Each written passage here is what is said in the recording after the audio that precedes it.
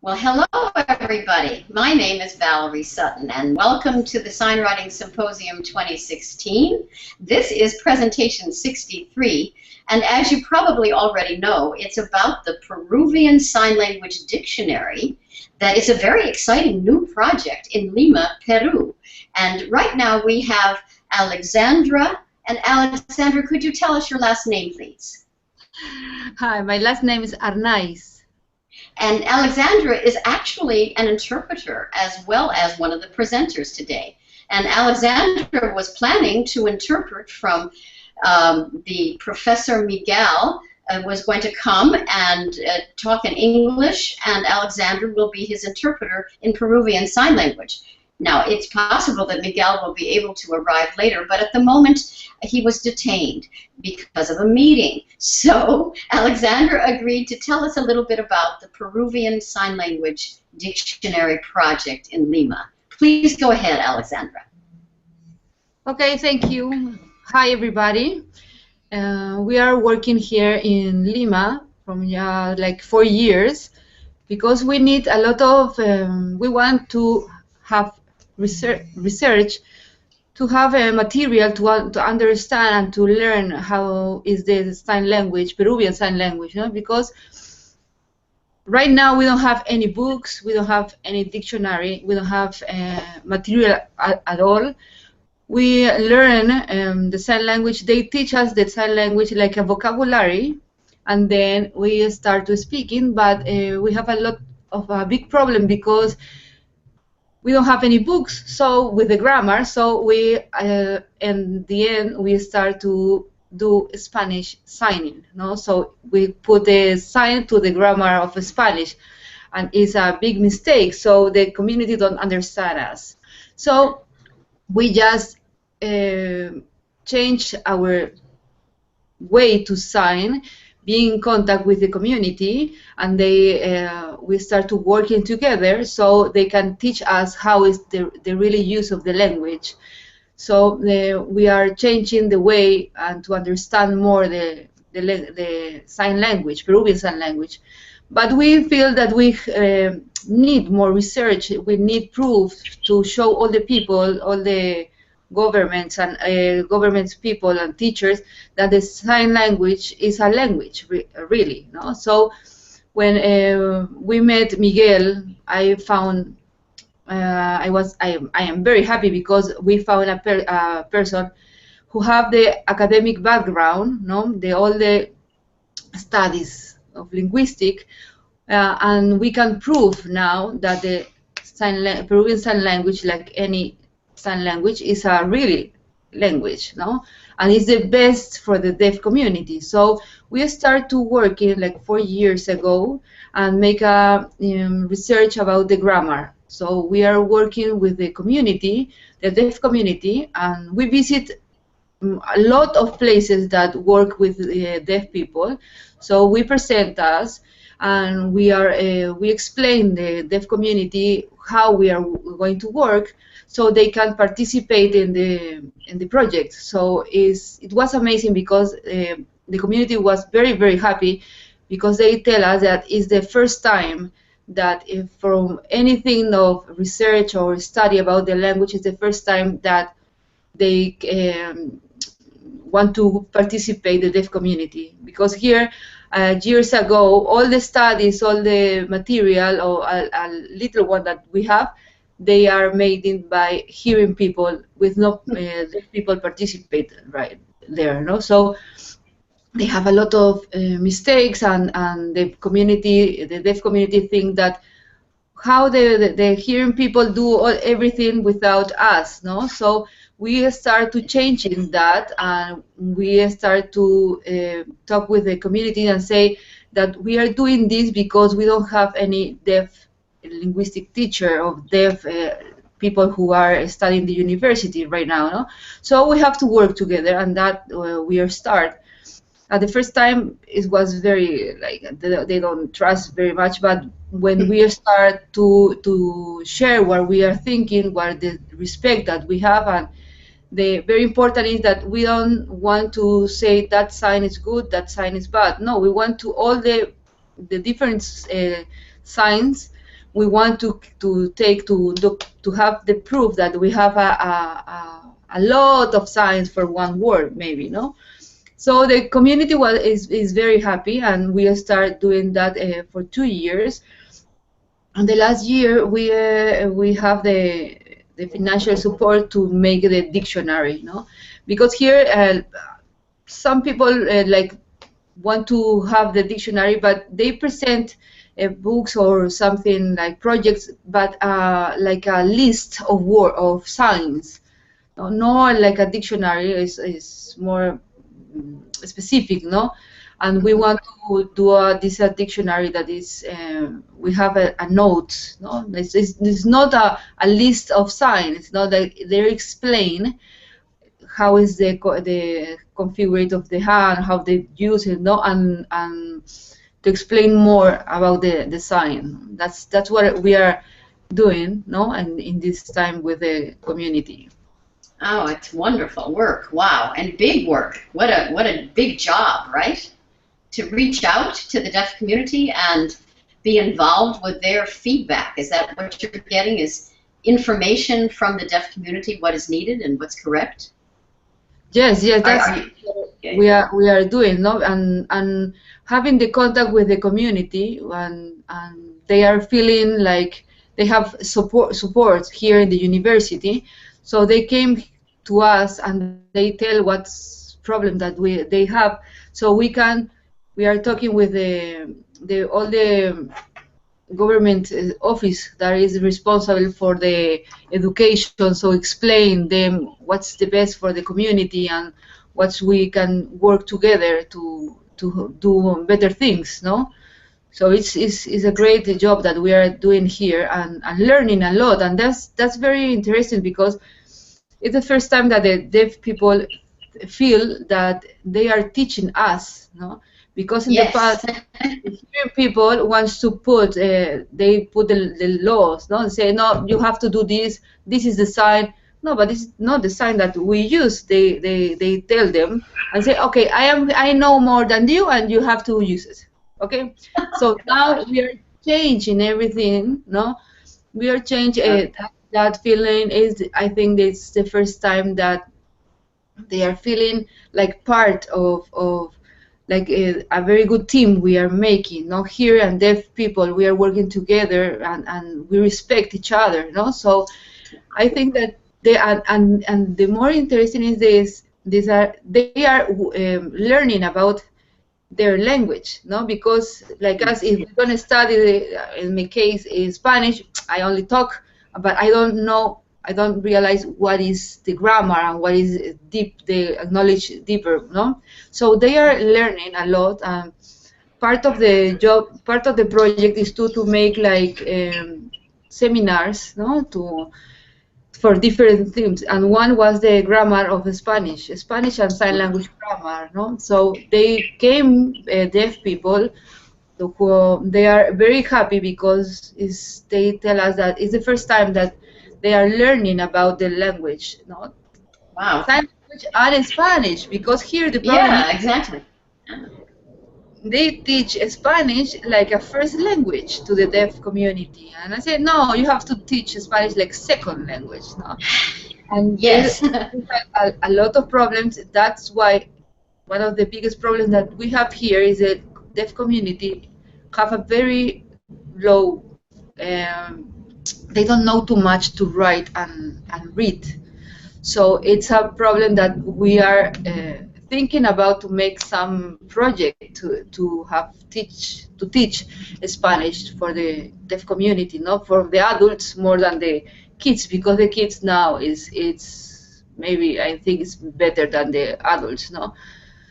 So we have a lot of like ways that things that we have to do, because you study one thing and then they start to come out a lot of issues that we are try to solve, no? Or maybe try to connect with the right people, no? And we are explain about the sign language and about the deaf community. So the more people are understand, no, is what is the way that we have to work with this community. So I think that the all is changing, no, and everything is. We are making a little steps, no, but the important thing that we just start to do something, no. I think it's remarkable. What a big job, and what a wonderful job. I love it. You know, in my case, I worked with sign writing for 40 years. Can you imagine? And in our 40 years, there have been several big projects like yours. And yours is one of the new ones, an exciting new project. I can tell you, your project sounds very much like other countries that also went through the same process, just simply in different time periods.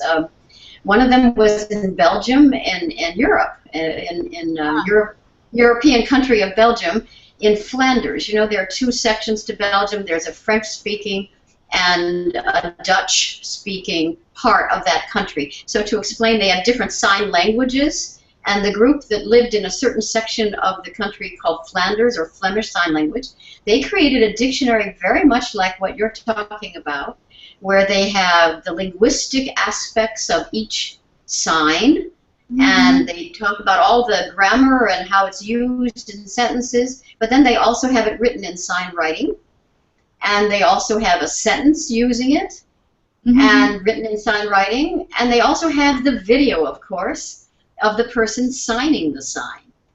So you can see all the aspects of each sign. But when it comes to Europe, they have so many dialects, so many different sections of the language. They actually had to have 5 different sections of the dictionary on different regions where they signed it a little bit differently. Can you imagine? So, and maybe you have that too. I bet Peru is a very big country. I mean, it's long, right? I mean, it's got lots of areas. And I bet that they use sign language a little bit differently in the different regions, do they? Yes, we have a regional sign language, and I think it's well, now we are working in Lima, no? So we want in the future work in other places in Peru.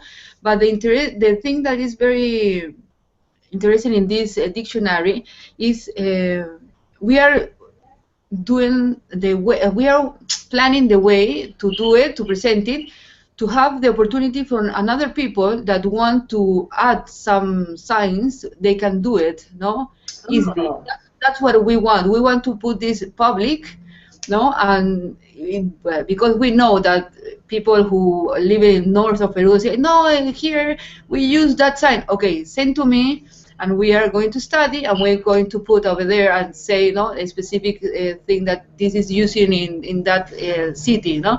So that's, I think this is going to be the first step, and the people is going to help us to make it bigger, no, the dictionary. That's exciting. That's a wonderful idea to have them be able to contribute and just add to it. That's amazing. Our dictionary is just more or less like you are explaining now, because we have the video of the sign, no, the translation, and then we have a sentence that to show the use, no, that if you have different use, they're going to show all the syntactic and morphological explanation. And sign writing was a very new thing that Miguel tells us to include in the dictionary, you know. So we are fascinated to learn more about it, and we are trying to do our best. So and to understand the way that they are doing. So, and it's going to be great, because I think when you are used to how to, if you know how to apply the sign writing, it's going to open a lot of doors for the deaf community to put all the history, the culture, everything, no, write down, and we can do a lot of things. So that's the thing that we want to share with the community, and to move on. They say, come on, use it, and you can do a lot of things with this, no? So that we are very happy. It's very new for us, because we saw that, but like far away, no? So I know. we are using, no, and we are understand because Jorge Pinto was here and he explained to us how we are working. So the group of we are studying and we are doing this project, we understand better, so we feel better to use it, no? So we are very excited to do this, no? Oh, it's wonderful. You know, I know you say Jorge Pinto. I guess within Portuguese, I guess it's Jorge Pinto. I'm not sure. But no matter what, Jorge or Jorge presented at this symposium as well in presentation 58. I believe that's right. Yeah, he just presented the other day about his own work in Portugal, because as you know, he comes from Portugal. Yeah, And he's writing sign writing and using sign writing in Portugal. So he told about his project. And the way that I even know you, Alexandra, and even was introduced to your project in Lima here, was through Jorge Pinto, or Jorge Pinto. I didn't know anything about your project until I was talking with Jorge one day about his project. And I found out about yours, and it was just amazing. I was so surprised. And then there's also another amazing coincidence. There was another project discussed here at the symposium in the first day, and it's presentation 54, and it is from the University of Connecticut, and it's called Sign Type. And it turns out that Miguel, your professor, who's doing this project, is actually originally had gone to the University of Connecticut during his studies, and so he actually knew about the project that we presented in number 54, this symposium.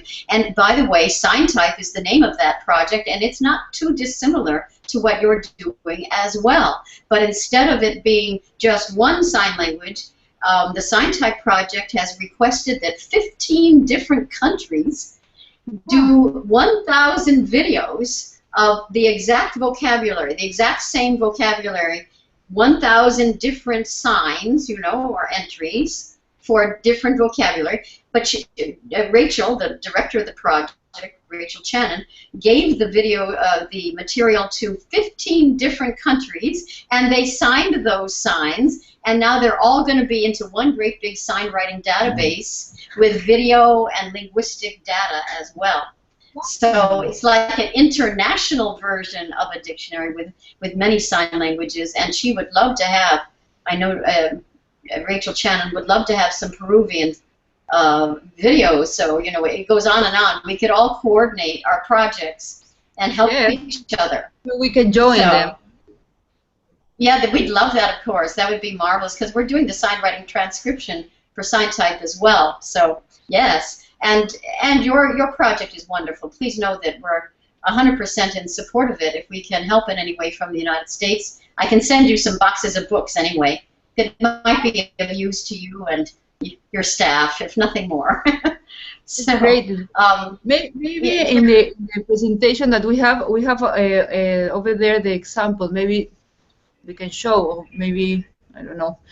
So I think that this project is going to open a lot of doors, and a lot of people is going to get more interested, because right now we have two students who are doing the thesis about the sign language, Peruvian Sign Language, no? So I think this is going to be more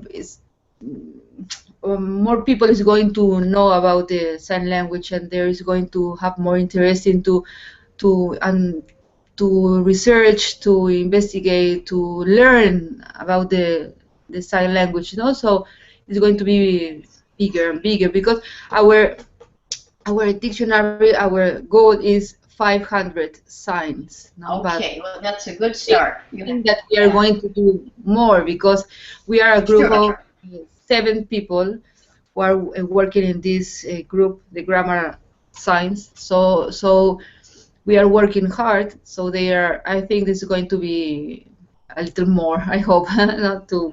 Oh, I'm sure this will spread. Oh yes, of course it will. Because everybody will want to see more, because once they get used to 500 signs, they'll want to know how to sign this, or how to understand this sign, and what is the regional sign for this. That was the one thing I wanted to mention to you, the people in Belgium started out just wanting to do one sign language, their sign language, right?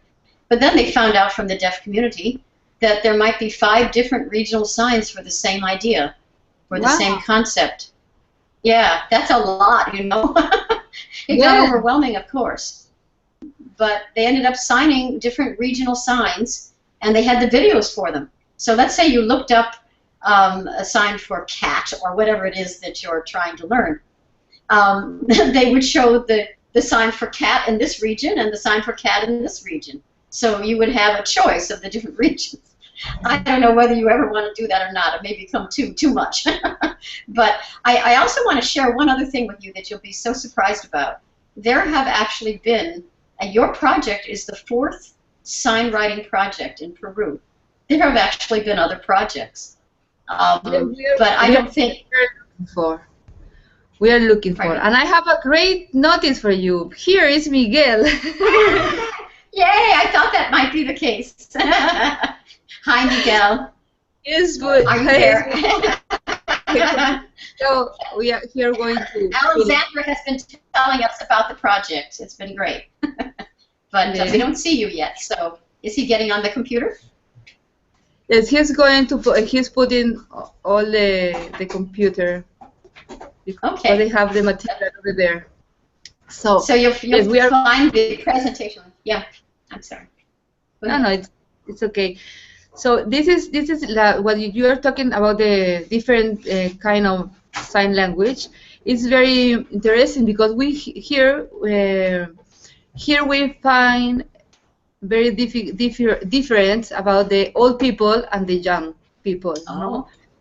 So the young people have a more influence of American Sign Language, but the old people have like a Peruvian, like pure Peruvian Sign Language. So it's very, very different, and that we want to put in the dictionary too, because it's very interesting. Because nobody they notice that, but they don't share that information very much. So we found a very, very interesting things that the young people have a signs that the older one don't understand.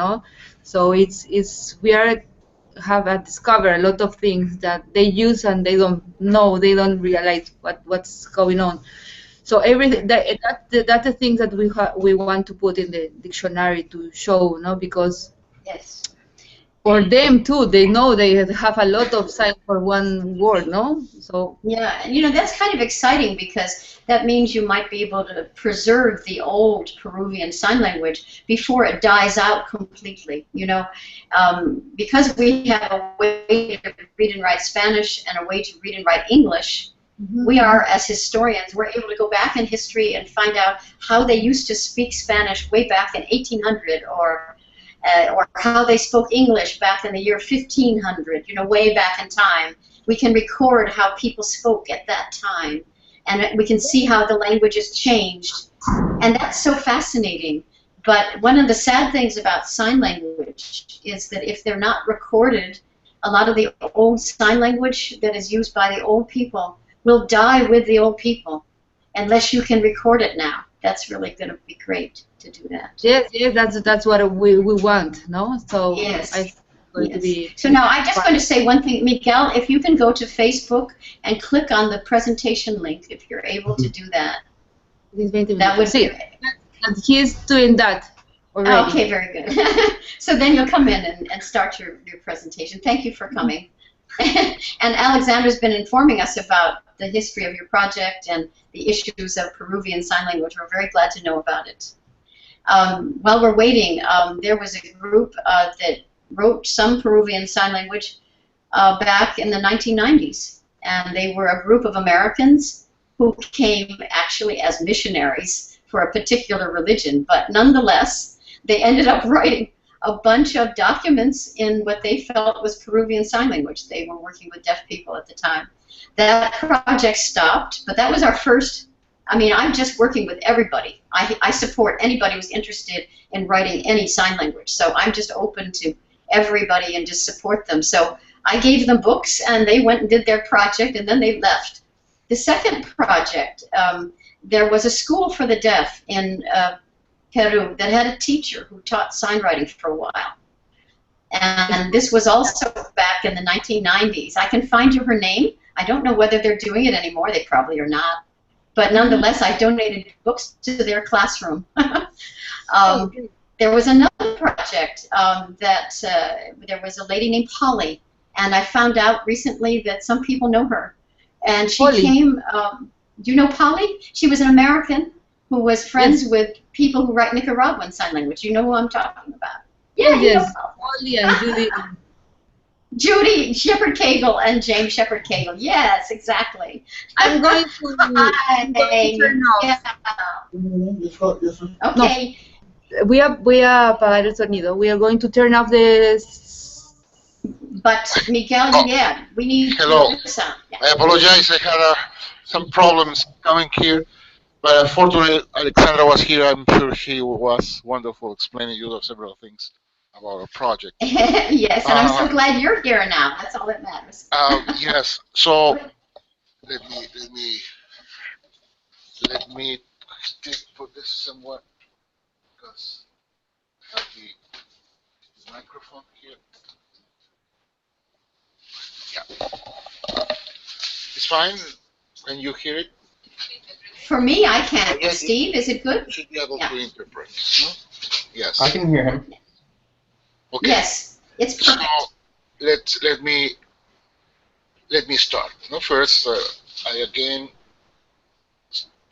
I'm sorry to be this late, but I had a inconvenience. Well, as you know, we here in Peru, we are working on a dictionary which will contain a certain number of lexical items from Peruvian Sign Language. No? This is kind of a novelty for Peru anyway, because we don't have a dictionary like this. We do have some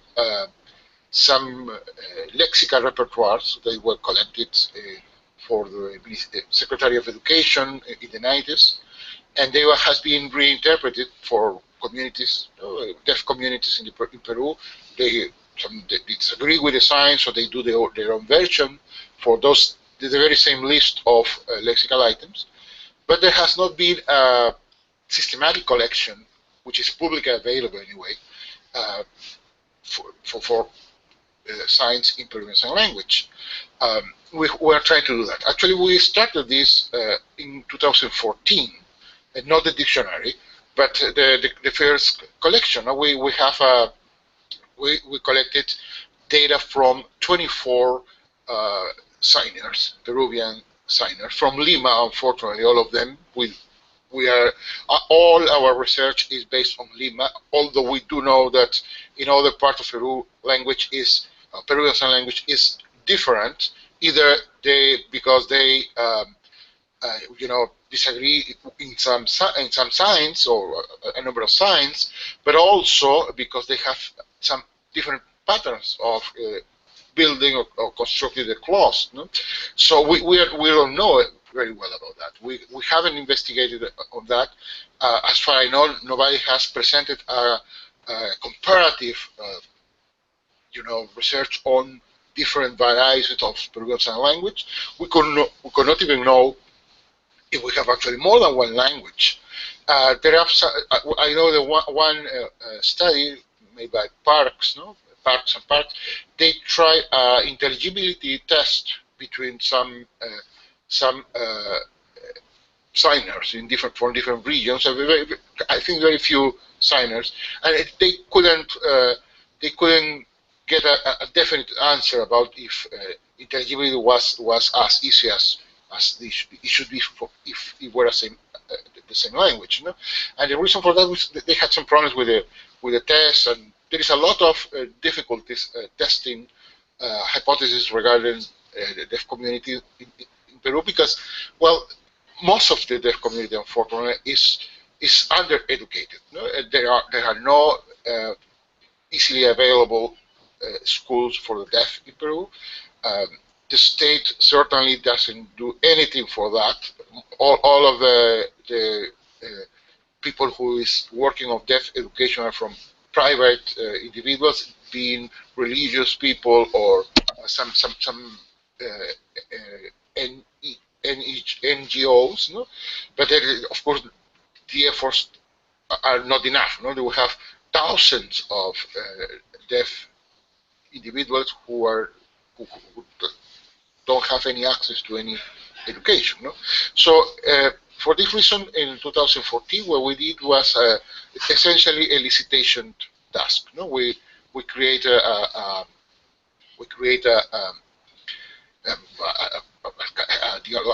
questionnaire, and we ask these signers to narrate what they saw in a video, what they saw in a set of pictures, and we ask them also to communicate each other in a dialogue. And we recorded that, and that is actually, it was in 2014, and in 2015 we published that. And let me give you let me give you a view, a little view. Let me share my I think I'm here. I think this. Okay, but he can't. Yeah. We can't see the sign language, Steve. No. Yeah. Okay. Let me. Sorry. Yes. This is our, we call it repository, repository of this. Here we only have you know, the raw data, no, everything we collected, no, everything we collected. So you can check the link later if you want, but what we have there is all the data we collected in 2014 related to. Let me cancel. Yeah, all the data regarding these 24 deaf people. We interview 8 hours each of them. 8 hours is a huge amount of you know, data. Let's say we only publish 3-4, you know, 75% of the data, because the 25% which we didn't publish was kind of a private conversation about issues of their own life, so we decided not to put that online. Just the actual elicitation tasks. No? So when we did that, we started to write a grammar. I'm happy to say that we are almost finishing now. Hopefully, we'll be finished in July. We will send the manuscript, and we already have some ideas about how to publish it. And if we are lucky, we will get for the end of the year at least you know, a date for publication. Or it's not the publication itself, because people is very interested in this book. But we use this data to you know, we start to think about a dictionary. We of course have there a huge amount of lexical items, possible lexical items, words, signs. So we of course we cannot do a dictionary for the whole amount of data we have. So we decided to make a selection. And we select a number of you know, 2 or 3 minutes per informant and we decided to use that as a base for our dictionary. And we of course glossed that and decided to you know, isolate each of the signs. We're working with actually a 7-people team. Alexandra is one of them. Other are 2 professors here, and also interesting 3 students here, because they were interested in doing their thesis, their master thesis one, and the honor thesis, the other, on Peruvian Sign Language. So we are working with 7 people, and we are describing each of these selected signs. Our goal is to make 500 lexical entries. This is a small goal. I mean, we're not very ambitious here, but the dictionary will have one important property what will allow us to go further, right? Because we actually, our goal is to develop a methodology to do this dictionary. So we want a common vocabulary to describe the signs phonologically or morphosyntactically, of course, also the gloss, and crucially the sign writing, because I will go to the properties of the dictionary later, but let me explain something before. The dictionary will be open in the sense that it will allow to include further signs. No, we will have 500. We will publish 500 or more. Maybe we'll go. I'm sure now we will go more than 500, but that's our goal. Our funding, when we got our funding, we promised 500. We will have that and maybe more. But also we promise that it will be possible later on to include new signs, if people, of course, follow the procedures or the protocol what we are establishing. So we will put that online, and people all over Peru or any signer will be able to see it and also to contribute to it. You say, well, I don't sign it this way. Okay, great. Then let's record you, put you there, and describe it this way. And if you want to describe more signs, then let's go ahead. So it will grow, hopefully, and we will be adding this stuff to that too, of course. No. And you have a question? No. I see you. Sorry, that's fine. So we'll do that, and I think that will be a good idea. I think people will be able to use this dictionary not only to see the signs, but also to to contribute their own signs, and who will describe it, or even they could describe it too. And the other thing they will need is to have a video with the sign, and we will go on. No? Of course, since it's there, people can say, well, where it doesn't come from, where it come from, and so on. All the signers we are using are from Lima, so we expect people from other parts of the country to actually disagree with the signs and say, well, my sign is this way, so that's fine. So let me go now to the one thing I do want to say, Miguel, so that you know, is that we have to stop at the half hour. So we have around 10 more minutes, I guess, okay. And then we need to stop the presentation. I'm so sorry. That's fine. No, that's very fine. That's what okay, so that there are about 10 minutes. Yes, excellent. That's good, though. I'm so glad you came. So you're doing great. No, so keep going. I just summarized my PowerPoint in these minutes, and I'm going to do the point now to which is hopefully in 10 minutes will be more than enough, I hope. Let me come back to my screen, and this is not what I want. I'm doing this one, and let me see now to this example. No? Let me show you the example.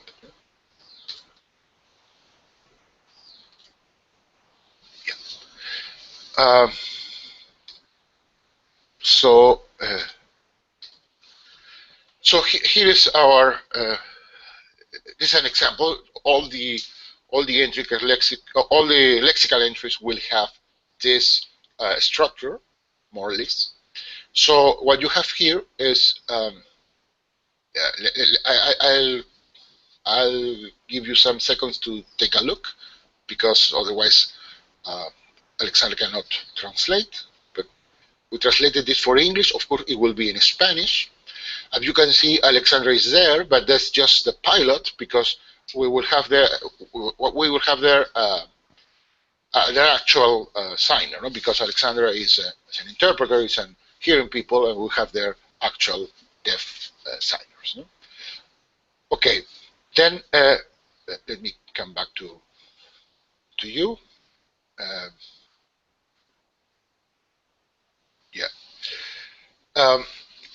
As you can, as you saw, the dictionary will have this part. So we have the two videos, one with the sign, actually the sign, the citation form of the sign, and another video with the sign in use, a sentence with the sign, both in video. And we will, of course, have a Spanish translation for that, and a Spanish gloss, too. In many cases, it will be the same, but sometimes the gloss will be different than the translation, particularly the sentence. In addition, we will have a phonological description. The phonological description will be as traditional as possible, because there are many systems to describe, and you want to be very abstract. You can be, but we want it to be, very simple, as simple as possible without losing any information. So we will describe the classical parameters, in addition to we will also describe the non-manual characteristics too, because many times they're crucial. But we will use just traditional parameters to describe. We are currently, just that you have a meeting to decide the inventory of hand configuration, for instance, for Peruvian Sign Language, and we agree in some 60-something, and we will use that inventory too. Of course, there will be a very detailed explanation of the whole dictionary, but we won't have it yet. So we have the phonological description, and also morphosyntactic description, the grammatical category, the part of speech, and any relevant information. And the reason I'm giving this presentation, we will have a sign writing version of that. Let me come back to the screen, so just to show you. So here we have on the right corner our sign writing transcription for faltar, which means lack. This gloss will be in Spanish, but everything will be in Spanish, but I put it in English just for the talk. So this let me show you.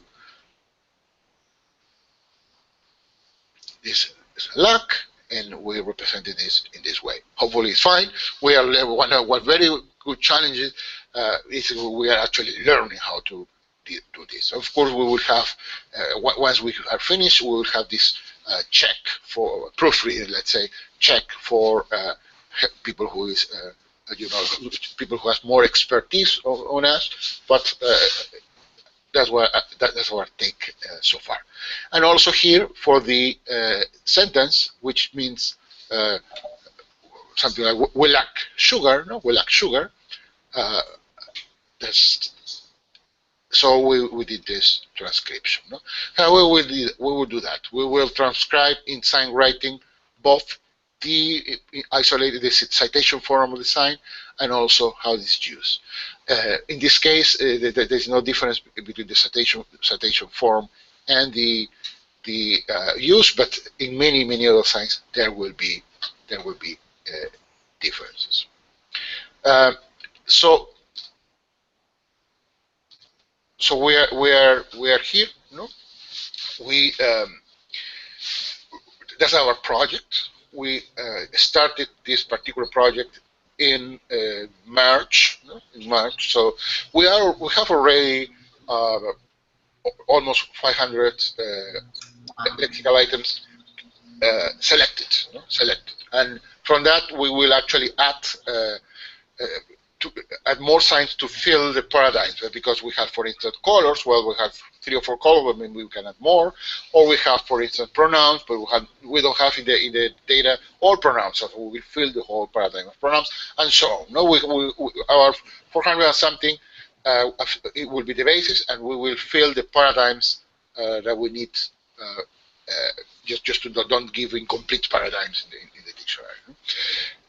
But we already agreed in the inventory of sign configurations. We are discovering, let's say, or analyzing, and we started to describe. We're not describing. We have not described everything yet, but we are on a schedule, let's say, for our project. No? And after we complete the description, we will start the sign writing. The sign writing. And the reason we choose sign writing, we're forcing ourselves to use SignWriting in this case, is because that allows us to have a very, very, keen awareness of the structure of the sign. That is one of the values, I think, of SignWriting. It's a wonderful tool for that, because we need to think carefully all the feature of the sign. We need to think that, and we are learning actually not only about SignWriting, because about the sign, because suddenly we didn't realize, oh, well, this sign actually is exactly like this or like that. We are learning that. Yes. We are making ourselves more, linguistic, more conscious about the feature of the sign, no? And we think we will make also all the designers more conscious about their own signing. So we will increment the metalinguistics, awareness of designers, which is a very, very important step toward, having linguists. I mean, signers that are linguists. But we don't have any linguists on Peruvian Sign Language. There are no native speaker of Peruvian Sign Language which is a linguist, and we want one, because otherwise the study will be stuck. So we want that. We want that, and hopefully our dictionary will invite or motivate some people to study. Oh, it will. Oh, yeah. It's beautiful. What a beautiful project. You should be commended for doing such a terrific project, and what a hard job to get it all set up, and you've already started. You already almost have your 500. Yeah, go ahead. I'm sorry. No. In 2 years, hopefully in 2 years we'll be finished. Wow. We'll promise that to the founder. Well, that's pretty fast. And it is fascinating to give anybody who knows Peruvian Sign Language well, both deaf and hearing, anybody who feels skilled at it, give them a way to read and write it with a tool like SignWriting, and it's an amazing experience, because even though they know their own language, they've never written it before. So then they have to think through all the parts, as you just said. Yes. That's right. Yes, exactly. Well, we're here in support of your project anytime. Mainly, I'm just delighted to know about it. I want to thank you for presenting. I know this has been probably a lot of stress. You're so busy, but I appreciate you coming in and stopping by and telling us about your project. Thank you very much. I'm sorry for being late, but I really appreciate your help. And I certainly, later on, I will ask probably your help with some articulation.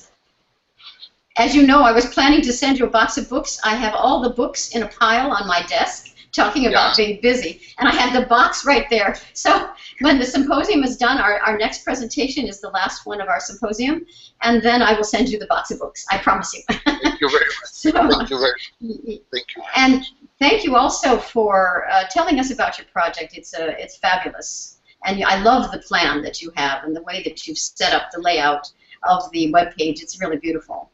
And also, I want to thank Alexandra for not only interpreting for Miguel, but also for giving some of the talk in the beginning. Yes, Alexandra explained it really well, too. So you both did a great job. And I want you to know that Rachel Channon from presentation 54 from the SignType project says that she remembers working with you or meeting you at the University of Connecticut. So it's all a very small world. And I told Alexandra and everybody a little bit about the SignType project before you arrived.